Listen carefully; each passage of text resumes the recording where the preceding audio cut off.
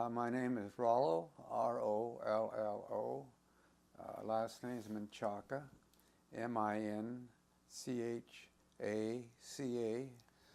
It's a unusual last name. Is it ethnically has My father came from Mexico. Mexico? Yes, Uh-huh.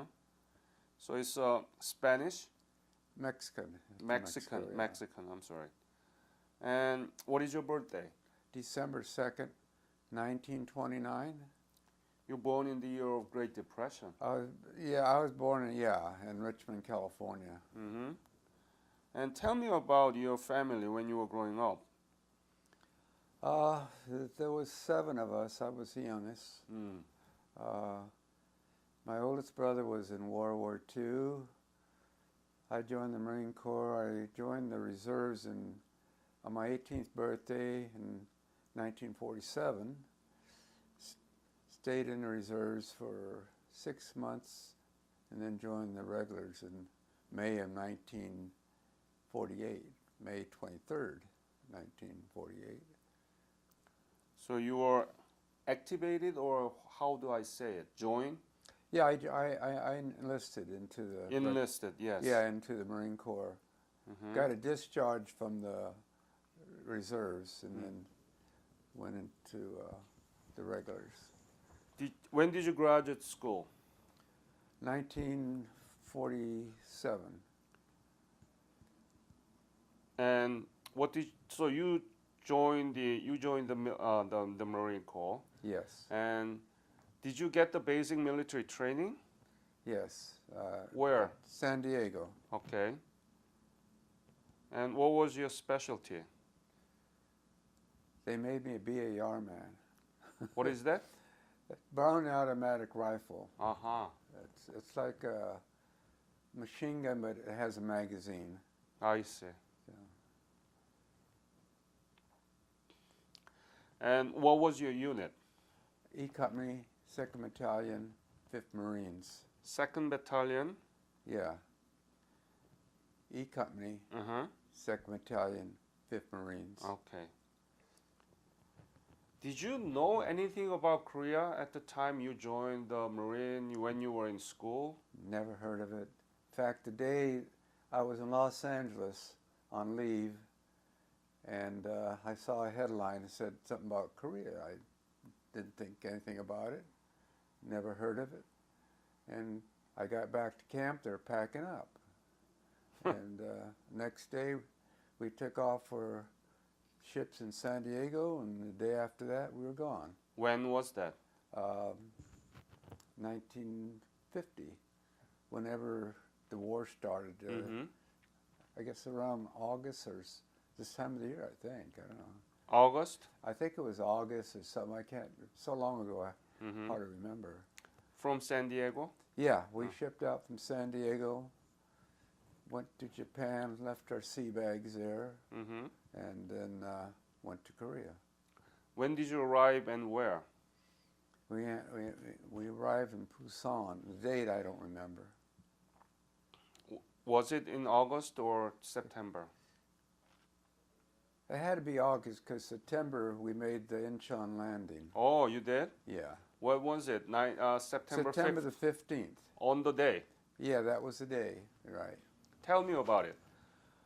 Well, they put us on these landing crafts. We went down the net on these landing crafts, and we circled around for a while. We were supposed to be the second wave, and they had these ladders with a grappling hook on them. Mm-hmm. And the barge was supposed to come up to the seawall and over the seawall, and then we crawled on our stomachs to get over the seawall. But before that happened, the coxswain of the boat, he was looking around, too much going on. He ran into a South Korean gunboat, and we had to change boats. So, but we were a little late, but we got over the seawall and to Incheon. Incheon, yeah. Was there any severe resistance? Not too much that I know. We're at Incheon. and we settled in this shack for the night, and I guess I was sound asleep, and I felt something rolling me over. It was a South Korean Marine rolling me over with his bayonet. He didn't know who he was. It was dark, and one of our guys, I think his name was Sharky, screamed at him, you know.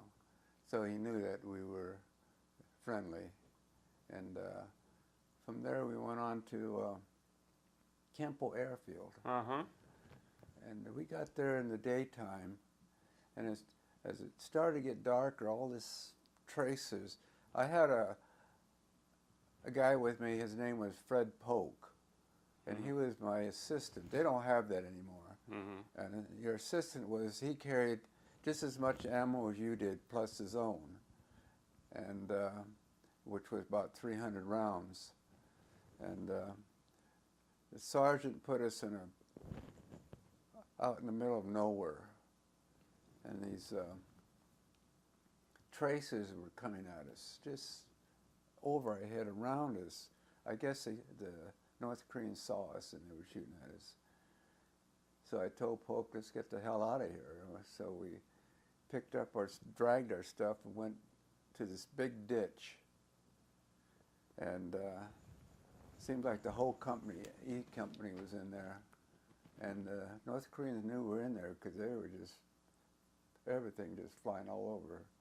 So what we did is Sergeant pulled us over with the North Koreans were banzaiing us. I just thought the Japanese did that, but at Kempo Airfield, they were banzaiing us. They'd scream and they'd charge us.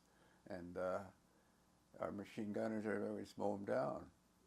And they had our gunnery sergeant, Gunny Barnett. He was directing all the fire. He was a great big gunnery sergeant. And we had they were up on some sandbags, and he was up there directing all the fire. And that went on all night, and it seemed like daylight, they were all gone. They pulled out. And it was in the Gimpo. What's that? It was in the Gimpo Airfield. Yeah, Kempo Airfield, right, Kempo Airfield. So there were still remnants of North Korean soldiers. Oh there. Yeah, they banzaied us all night. They screamed banzai, and the officers would scream, and they'd come at us. And from there we went on to Seoul, and from Seoul they put us on some flatbed cars, and we went north, and we got up to, I guess, Udamni. How? From Seoul, how you get Well, this is over a period of time. Right, so from Seoul, where did you go? Well, we kept going north, and we end up at the capital. I remember Pyongyang? whatever the name is, I don't know. What is your unit? E Company 2nd Battalion. E Company. 2nd Battalion, 5th Marines, 1st Marine Division. And so your route is quite different from others. Many of them went back to Incheon and then go to Wonsan and go to Changjin Reservoir. Could have been. It's so long ago, but I remember they put us on some flatbed cars, and it was getting cold. This is after Seoul and everything, and we were going north, and we got this one place.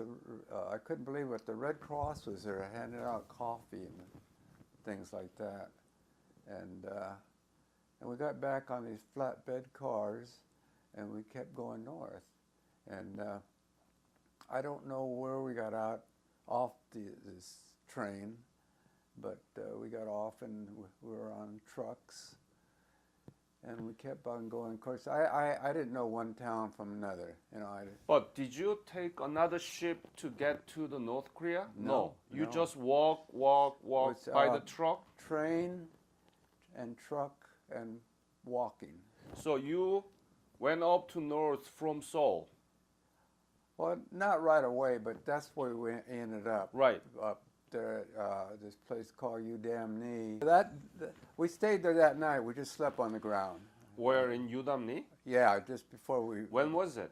That was must have been the 26th, because on the 27th, we moved in on the 27th, and we moved into this kind of an alley, like there was banks on each side, and my fire team was right in the middle, and that night everybody took their shoes off and put them in the sleeping bag. We still had our summer boots and field jacket. We didn't have the heavy coats, so we kept our feet warm that way. But the thing is, I was looking out to my left, and I saw something move, and I told Shark, I said, "Yeah, I saw something move." He said, "Oh, you're just saying things, you know." And all of a sudden, I saw 3 Chinese soldiers try to get by us, and I got them all with my BAR. And it seemed like then that we had a machine gun on our right. He was a 17-year-old kid machine gunner. He was a replacement. He come in around Thanksgiving, and he opened up. And pretty soon the Chinese threw hand grenades, and they wiped them out. And the kid was 17 years old. He's crying for his mother, mother, mother, mother. And that just made everybody feel real bad, because he's, you know, a 17-year-old, he's just a kid. So then the artillery started walking in. And so where the machine gun was, there was a bank. Mm-hmm. And his machine gun was up too far back, and they just went up to the bank and tossed hand grenades and wiped that machine gun out. And I never knew whatever happened to him. So whether he got killed or if he died later or if he survived, I have no idea. Mm-hmm. I couldn't remember his name, but I remember when he came as a replacement, he looked awful young, and I said, "How old are you?" He said, "I'm 17." And he was a reserve. And so Polk and I used all my ammo I had. I had over 300 rounds. I guess it's 300 rounds. I fired in there. I used his ammo. He had like 300. And I only had like 2 magazines left. And so we started hollering that we're low on ammo.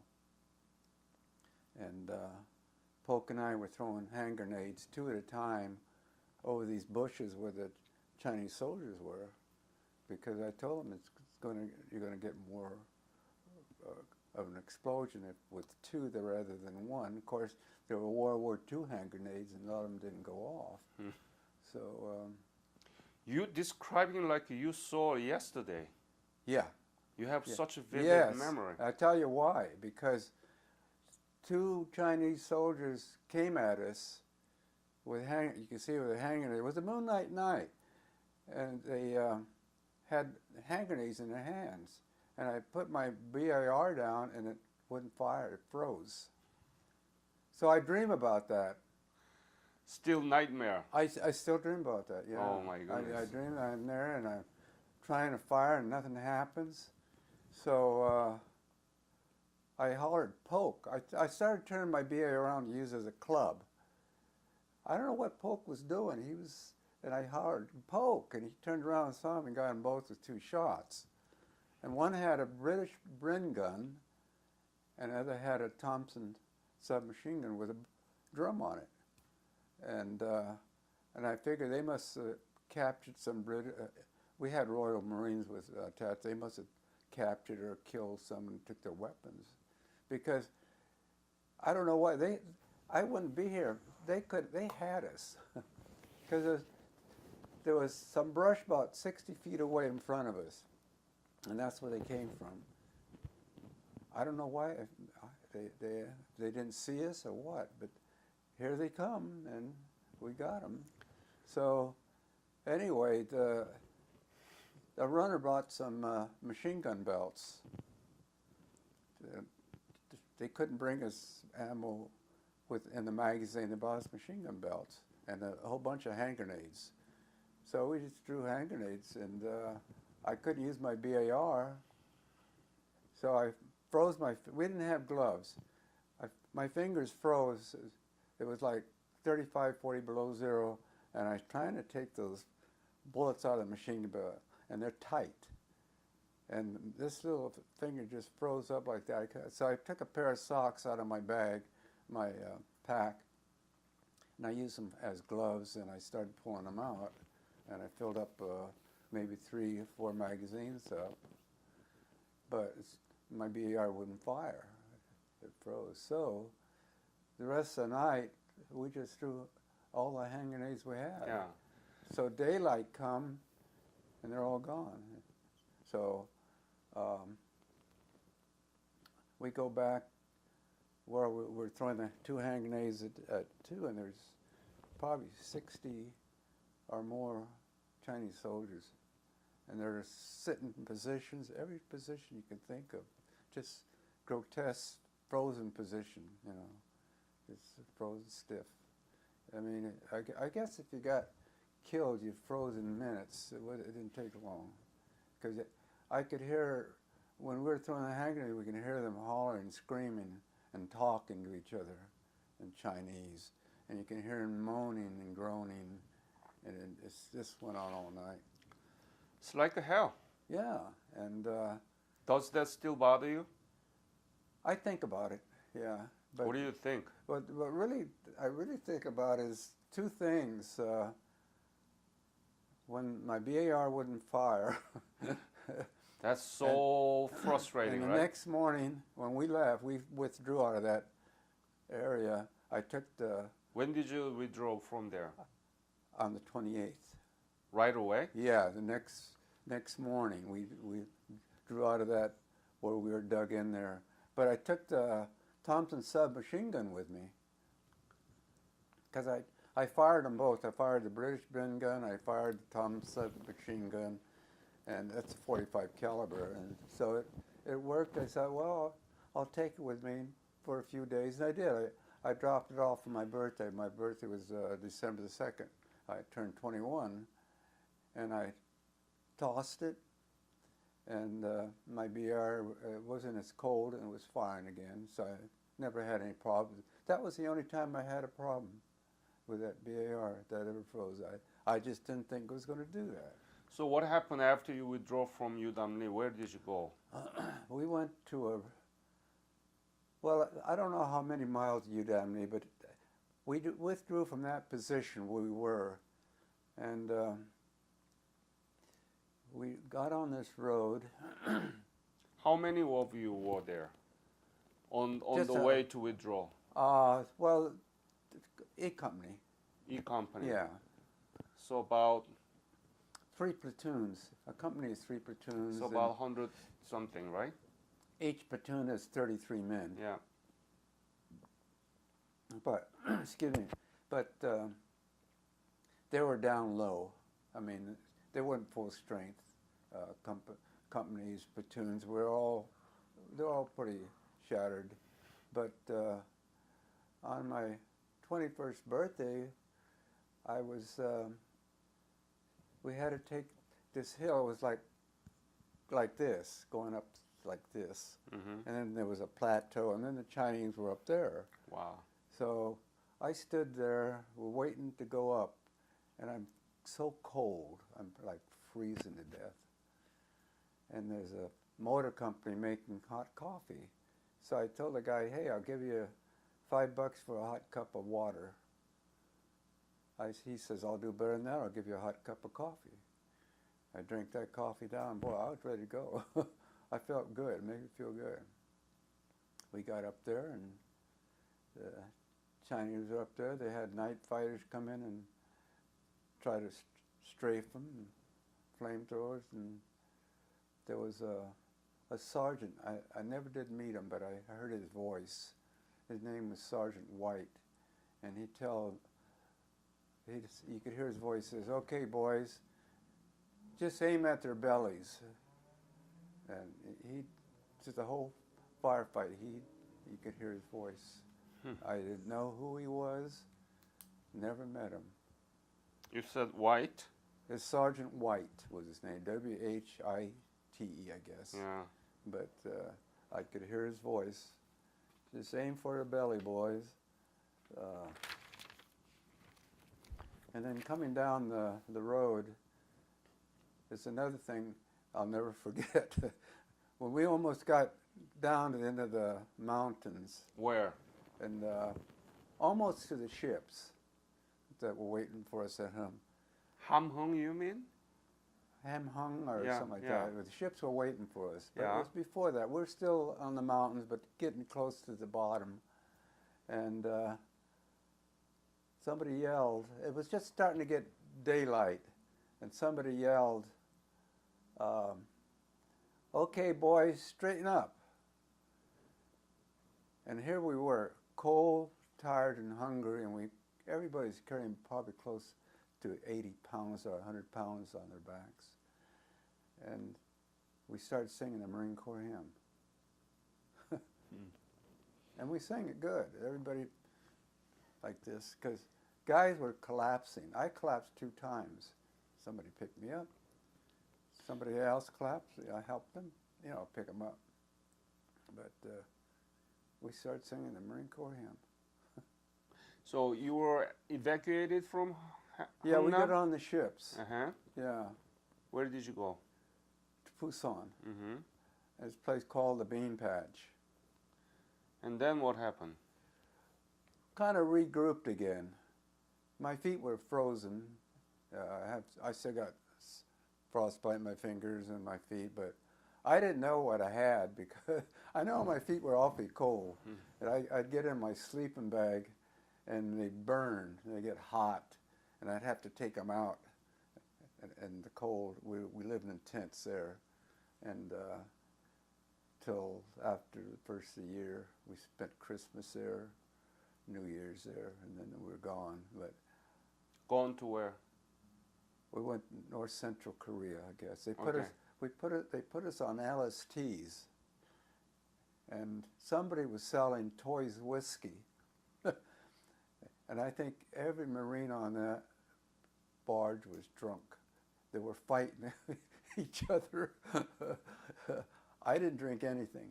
I don't like whiskey. So you were put into the LST and Yeah, then we put on LSTs and we went somewhere. I guess North Central Korea is where I ended up getting rotated out. We were way up in the mountains somewhere, but they were selling this Japanese whiskey. I guess is what it was, and they're selling it for $2 or $3 for a little bottle like that. So you were shipped from Busan to central part of the Korea. You went to Incheon again? No, I really don't know. I just remember being on this LST, big boat, or landing craft, I guess that's what it's Yeah. called.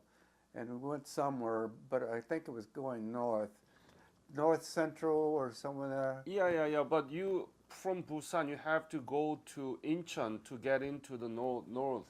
I don't know. So you were in the sea, right? We went into the ocean, yeah. Yeah, To okay, get good, there. good, But good. I'm not, it's so long ago that Yeah. I'm not a navigator or a Right, sailor. right.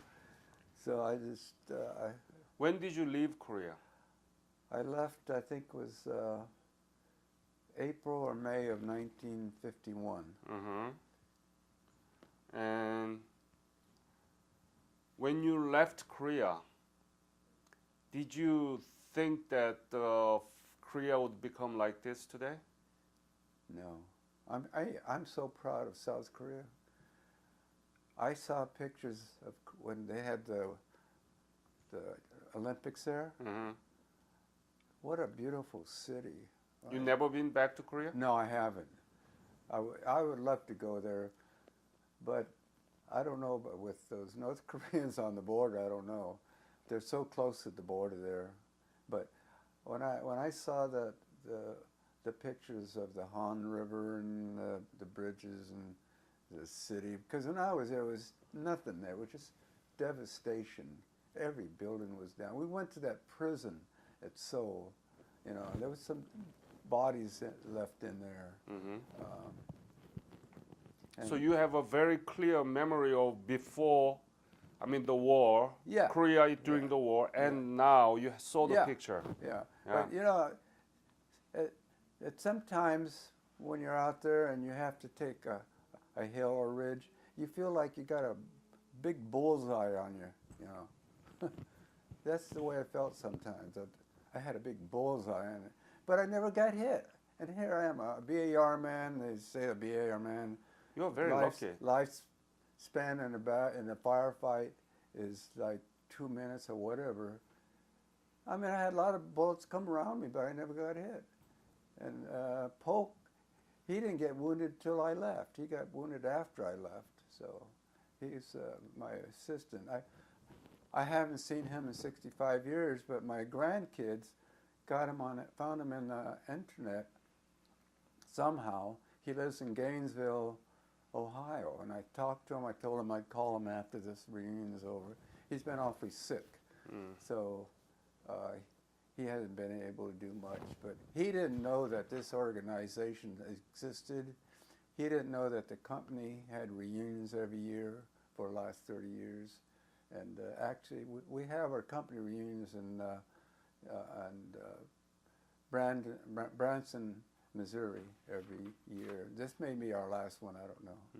But so you told me that you didn't have any idea about Korea before and the war. Now you know Korea is one of the it 11th largest economy in the world. Yeah. Yeah. What do you think about the whole thing? That you didn't know country that you fought for. Yeah. Now you know the Korea everywhere. What do you think? Well, I think South Korea is a great place, and I just love it if the both sides got together, you know, and the North quit executing people and families and putting them in prison for a life like that. And I went over to Korea because I was sent there. I joined the Marine Corps, volunteered for it, so I have no complaints, you know. I did what I was supposed to do. So, and my grandkids are very proud of me. Huh. A lot of kids are interested in this war at all. My granddaughter wants to know everything that happened to me. Even my daughter never asked me. She probably didn't even know I was over there. But my grandkids, actually, she went to the University of California. She got 2 scholarships from the chosen few, and she wrote some pretty good stuff on there. And 2 years in a row, they sent money to her and she graduated from University of California. So I'm so proud of her. That's why we are doing this. Yeah. As you know, the Korean War has been forgotten, right? Why do you think it's been forgotten? I've had people ask me, well, when did that happen? Before World War II? You know, you just want to give up sometime when people say that. They don't know anything. And so many people were killed there. I mean, millions of South Koreans died there. Exactly. You know? And, but it's been forgotten. This is my foundation's brochure. Did you have it? Do you have it? I think was that your daughter? Yeah. Yeah, she gave me one of these. Yeah, if you look at the center, unfold it. Oh. And you will see the picture there, right? Oh, yeah. Yeah, that's 90 history teachers from 25 states attended our conference in Orlando, Florida, June this year. This year. Yeah. And they learn about Korean War. Yeah. They want to know more about it. Yeah. That's why we are doing this. We are using this interview so that teachers can use in their classroom to teach about Korean War. That's great. Isn't it? Yeah. I'll keep this one here in case I lose the other one. Yeah, please keep it. But I just... Is your granddaughter still in university? No, she graduated. Her idea is to save the world. She's a compost expert. I don't know what they call it, but she's so smart. Yeah, environmental protection. Yeah, and my grandson, he's going to college right now, but She has a girlfriend she met at the University of Cali from Korea, and she's invited my granddaughter to South Korea for her wedding, but she doesn't just have the money. She's got a job. Just started this job, and but. So, as you mentioned, South Korea has accomplished simultaneous economic development and democratization after you gave us chance to rebuild it. What is Korea to you now? Korea to me seems like they're just a lot of wonderful people, smart people, And they had a problem, and the problem's over, and they've just skyrocket up. So I'm 100% behind South Korea. Would you want to go back to Korea? I wouldn't mind going back. They had these flights over there at the time, but I couldn't make it. I thought about it, but I wouldn't mind going back. You know that Korean government has a program called Revisit Program.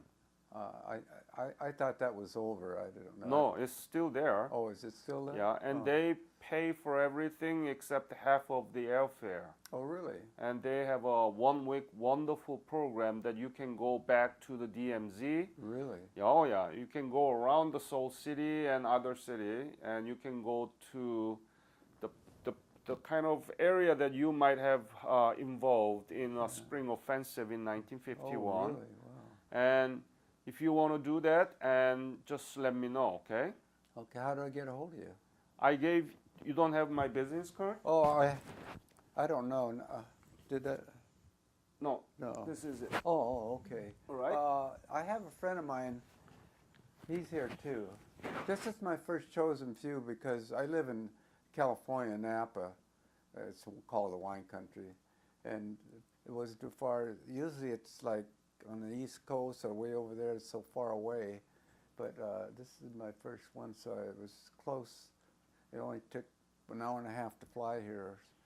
But this other guy, are you going to interview him on Saturday morning? Okay. His name is Gentry. He's probably on there. Mm-hmm. Him and I have known each other since 1948. We were in B Company 7th Marines. We made the movie Sands of Iwo Jima. Mm-hmm. And we were in B Company 48, 49, part of 50. And then when it went over to Korea, sometime B Company was turned into E Company 5th Marines. And so we've known each other almost 70 years before the Korean War. So I don't know if he's gone over on that thing or not. No. But I don't think he has. So I'll mention it to him. 'Cause Yes. You'll probably mention it to him, right? Yep. Yeah. So please let me know if you want to go, okay? Okay. Right. How soon do I have to let you know? Whenever, they will have this program every year, so you let I me see. know, Oh, okay? okay. Yeah. Yeah. Well, am I done? If you don't have any other stories to share with me. That's about it. Oh, I can tell you one time coming down from UDAMNE, the Chinese had these snipers, and of course I had all this weight on me, Mm-hmm. and the bullets were coming down, and I started running as fast as I could, but I felt like I wasn't moving. Yeah, I know that feeling, yeah. and it was very cold, and I thought I didn't think I'd ever get out of there, really. Particularly we were up on that hill. When I asked Sergeant Barnett, are we going to get out of here tonight? He says, well, if we don't get out tonight, we're never getting out. And so we could see the 1st Marine Division, the end of it, moving farther and farther away. It's getting dark. And all of a sudden you heard, okay, you assholes, saddle up. That's the way Barnett talked. And he was an icon gunnery sergeant. And so it didn't take long to throw your pack on, and we started down to the road. and I guess we were kind of like the rear guard. So, but I got out of there alive, and I have kids to prove it. Thank God.